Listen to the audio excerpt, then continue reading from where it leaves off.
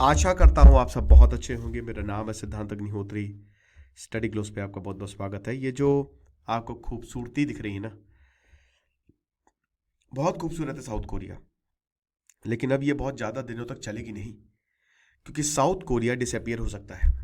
एकदम डिसअपियर कर दिया। बिल्कुल आपने सही सुना। लेकिन अजीब बात है कि ना ही लड़की ना ही लड़के मैंने कर रहे हैं, वो प्यार कर रहे हैं।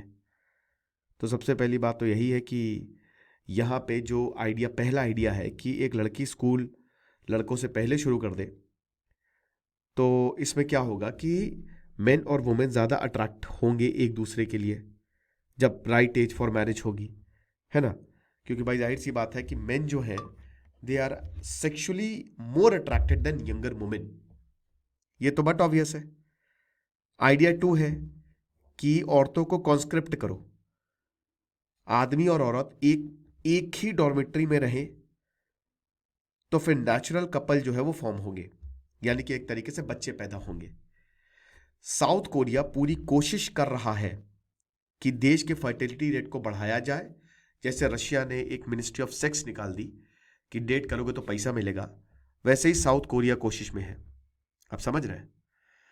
तो इस समय जो है, एक मिनट रुकिएगा। हाँ, तो साउथ कोरिया हर तरीके से फर्टिलिटी रेट को बढ़ाना चाह रहा है, जो कि इस समय 0.72 है। और अगर ऐसा ही रहा तो साउथ कोरिया डिसअपियर हो जाएगा। 2050 तक साउथ कोरिया की पॉपुलेशन आधी, और हो सकता है 2100 तक साउथ कोरिया बचे ही ना। 4B मूवमेंट की मैंने बात की थी, वो लेक्चर का लिंक मैं डिस्क्रिप्शन बॉक्स में दे दूंगा। No marriage, no child birth, no dating, no sex, ये साउथ कोरिया में बहुत बड़े पैमाने पर बढ़ रहा है। साउथ कोरिया की श्रिंकिंग पॉपुलेशन एक बहुत बड़ा कंसर्निंग पॉइंट है। ये एक फुल स्केल जेंडर वॉर है जो बहुत समय से चल रहा है। औरतें साउथ कोरिया की कह रही कि बस अब और नहीं, हम मर्दों की टायरानी को, हम मर्दों के जुल्म को अब और नहीं सहेंगे। हम शादी ही नहीं करेंगे, ना ही बच्चे पैदा करेंगे, ना ही डेट करेंगे, ना ही सेक्स करेंगे। अमेरिकन टिकटॉक पे वायरल हुआ तो अमेरिका में भी ये मूवमेंट जो है वो चलने लगा कि हम क्या बच्चे पैदा करने की मशीन है, भारत में भी कहो ना चल जाए। लेकिन यही हिसाब किताब है, क्योंकि साउथ कोरिया में कुछ इस तरीके के हालात हैं। 1950 में देखिए, जहां मतलब समझिए कि फर्टिलिटी रेट अगर रिप्लेसमेंट लेवल के नीचे चला गया तो बहुत बड़ी प्रॉब्लम हो जाती है। तो 130 देशों में भाई 1950 में सिर्फ 4 ऐसे देश थे जहां पे फर्टिलिटी रेट जो था वो 2.1 से कम था। यानी कि एक औरत 14 साल से जो 59 ईयर्स, 16 साल से 49 ईयर्स, जो उसकी फर्टिलिटी रेट, जो प्रजनन पीरियड होता है, कितने बच्चों को जन्म देगी। अब जाहिर सी बात है, मर्द है, औरत है, सिर्फ और सिर्फ 4 देश ऐसे थे जिनका फर्टिलिटी रेट 2.1 था। भाई मर्द है, औरत है, मर्द मर्द औरत 2 से ज़्यादा बच्चे पैदा करेंगे तो फर्टिलिटी रेट 2 से ज़्यादा होगा, यानी कि आपकी पॉपुलेशन बढ़ेगी। अब अगर 2 लोग एक बच्चे पैदा कर रहे हैं तो पॉपुलेशन घटेगी ना, 50% हो जाएगा। और अगर एक से भी कम है तो विलुप्त हो जाएगी। तो 0.72 फर्टिलिटी रेट हो गया साउथ कोरिया का। तो पहले खाली 4 देश थे जिनका फर्टिलिटी रेट 2.1 था, और आज 130 देश है जिनका फर्टिलिटी रेट 2.1 है या उससे कम है। और 1950 में 6 देश थे जिनकी श्रिंकिंग पॉपुलेशन थी, और आज ऐसे 53 देश है जिनकी श्रिंकिंग पॉपुलेशन है। तो आप समझ रहे हो कि हालात कितने बुरे हैं। नहीं समझ रहे तो समझ जाओ यार है ना। तो मतलब दिक्कत बहुत ही ज़्यादा है। 1962 में साउथ कोरिया की जो पर कैपिटा इनकम थी वो सिर्फ 20% ही ग्लोबल एवरेज की, और फर्टिलिटी रेट 6 था साउथ कोरिया का। लेकिन 10 साल बाद पर कैपिटा इनकम डबल हो गई और फर्टिलिटी रेट जो है वो 4 से कम हो गया। 1982 में पर कैपिटा इनकम जो है वो 6 गुना बढ़ गई और फर्टिलिटी रेट 2.4 हो गया। और अब सब कुछ ठीक था, लेकिन 1983 में फर्टिलिटी रेट 2.1 हो गया। यानी कि जो आज भारत का फर्टिलिटी रेट है वो साउथ कोरिया का 40 साल पहले था। और उसके बाद 2.1 के बाद जो डिक्लाइन हुआ है आप देख ही सकते हो। आज 0.72 पे आ गया साउथ कोरिया। भाई बचने के कोई आसार नहीं है, देश गया। लेकिन आप नहीं जाओगे, क्योंकि चाणक्य नीति ने बहुत कुछ बोला है देश के बारे में और सर्वाइवल के बारे में। 2-2.5 घंटे के मैं एक लेक्चर्स ले रहा हूं दोस्तों, मजा आ जाएगी। मैं इतना ज्ञान आपको कहीं नहीं मिलेगा। तो ये शानदार कोर्स आप अवेल कर सकते हैं, आपको बहुत ज्यादा फायदा होगा। अभी देखिए, अभी अगर बात करते हैं तो जो साउथ कोरिया की पॉपुलेशन है वो 5 करोड़ 20 लाख के करीब है, और दिल्ली की पॉपुलेशन लगभग 3 करोड़ 30 लाख है। 2100 तक दिल्ली की पॉपुलेशन लगभग 5 करोड़ 70 लाख हो जाएगी, और साउथ कोरिया की पॉपुलेशन मेरे दोस्त सिर्फ 1 करोड़ 70 लाख, यानी कि 1/3 पॉपुलेशन श्रिंक होगी। आप समझ रहे हो? वर्किंग एज पॉपुलेशन 2016 में साउथ कोरिया की पीक कर गई। अभी मीडियन एज उस समय 30 थी, अभी 44.5 हो गई है, और ये अगले 20 सालों में मीडियन एज 60 हो जाएगी। अब भारतीय बोलेंगे चलो साउथ कोरिया, है ना, हम क्यों डिस्क्रिमिनेशन करते हैं, हमारे साथ डिस्क्रिमिनेशन करते हैं। अब आया ऊंट पहाड़ के नीचे, किम जोंग उनको साथ में ले जाएंगे, चलो साउथ कोरिया। क्यों? अब कोरियन ससुरे शादी ही नहीं कर रहे हैं। यहां भैया भारत में 48 लाख शादियां हैं 3 महीने में, साउथ कोरिया बेचारे शादी ही नहीं कर रहे हैं। 4B मूवमेंट चल रहा है, बोला कि भैया आदमी मैंडेटरी मिलिट्री सर्विसेज ना करें, ठीक है ना। यहां तक ये बोल दिया है कि भाई 30 अगर आप ज्यादा बच्चे पैदा कर रहे हो तो आपको मैंडेटरी मिलिट्री सर्विस भी नहीं देनी है ना।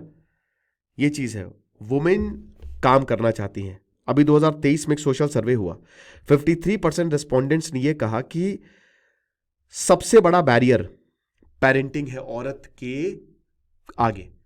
और ये दोस्तों भारत में भी रियलिटी है कि औरत काम क्यों छोड़ती है अपने बच्चों की वजह से। औरत साउथ कोरिया की कह रही है कि औरत तेरी यही कहानी, बजा गई तबला क्या कहानी। साउथ कोरिया में औरतें कह रही है कि अरे हमको नहीं चाहिए बच्चा, बच्चे एक भी नहीं अच्छे, और तुम पहनो कच्छे, हम नहीं समझते, बहुत बेकार रही, सॉरी, लेकिन ये काम करने जा रही हैं। तो ये बताती है कि जो मैरिजेस है अब वो it's not being central to having, शादी करनी है बच्चे पैदा नहीं करने, बस आपको रहना हो रहा है, ना रहना ना रहो। बता रहे हैं कि हाँ शादी कर लेंगे बच्चे पैदा नहीं करेंगे, वो 22% से 35% तक गया, और अभी सिर्फ और सिर्फ 2.5% है जो कि मैरिज के बाहर जो बच्चे पैदा हो रहे हैं। और अगर मैरिज होते भी हैं तो मैरिज इक्वल होनी चाहिए, समझ रहे हो। 92% जो वुमेन हाउस होल्ड वर्क करती है वीकडेज पे, अगेंस्ट 61% ऑफ वुमेन। तो यही रीजन है कि अब वो शादी ही नहीं करना चाहते कि भाई हम ही पागल है जो हम करें सब। भाई साउथ कोरिया आपको पता है कि जेंडर गैप में OECD में 94th है ग्लोबल लिस्ट पे, बहुत ही ऊपर, मतलब बहुत ही पीछे। हेल्थ में 47th है, 72 है पॉलिटिकल एम्पावरमेंट में। साउथ कोरियन प्रेसिडेंट जिन्होंने इलेक्शन जीता एंटी फेमिनिज्म पे जीता, है ना, हेल्दी रिलेशनशिप को ब्लॉक किया, तो औरतें परेशान हो गई साउथ कोरिया से। औरतों की बहुत अच्छे हालात नहीं है। देख सकते हैं कि जो क्रूड मैरिज रेट है वो बहुत ही कम हो गया है, ये सीधा 7 से 3.8 पे आ गया है। लेकिन आप देख सकते हैं कि भाई देखिए यहाँ पे जो कपल्स हैं 2005 में 14.2% है, और कपल विद चिल्ड्रन अभी 42.2% थे। अभी सिर्फ कपल ओनली 16.8% है, और कपल विद चिल्ड्रन 29% है। तो ये भी डेटा लगातार मतलब गिरता जा रहा है एक तरीके से। बाकी डेवलप्ड इकोनॉमी जो है, इमाइग्रेशन एक बहुत बड़ा रोल प्ले करता है।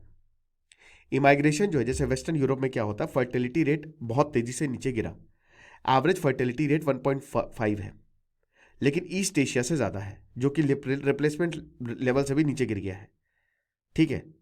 और वेस्टर्न यूरोप अभी फर्टिलिटी रेट 1.01 है। अब कहाँ से आया है? माइग्रेशन की वजह से। 4.7 मतलब लगभग 47 लाख लोग जो हैं वो नए आए हैं। तो एक तरीके से ईस्ट एशिया के लोग जा रहे हैं इधर पे। साउथ कोरिया की अगर बात करते हैं तो साउथ कोरिया में ऐसा कुछ भी नहीं है। यही चाइना के पास भी प्रॉब्लम है। आखिर करे तो करे क्या, बोले तो बोले क्या। लेकिन क्या मैरिज माइग्रेशन होगा? We don't know. Korean women non Korean women से क्या मैरी करेंगी? पता नहीं। फर्टिलिटी डिक्लाइन जो है वो सेक्स रेशियो इम्बैलेंस को बढ़ाता है, जाहिर सी बात है। इंटरनेशनल मैरिजेस हो रही हैं, 70% से ज़्यादा ये मैरिजेस का जो रेट है वो बढ़ गया है। भाई आप ये तो वैसे देख ही सकते हैं, 2.6% भी हैं इस तरीके के जो आउटसाइड दी। ठीक है, लेकिन देखिए एक चीज़ समझिए कि ये सब देश ऐसे ही विलुप्त होंगे बच्चे ना पैदा करके। पहले हमने खूब बच्चे पैदा किए और अब हम बच्चे पैदा नहीं कर रहे, तो दोनों ही तरीके से प्रॉब्लम है। बैलेंस होना चाहिए, हम दो हमारे दो। Thank you so much.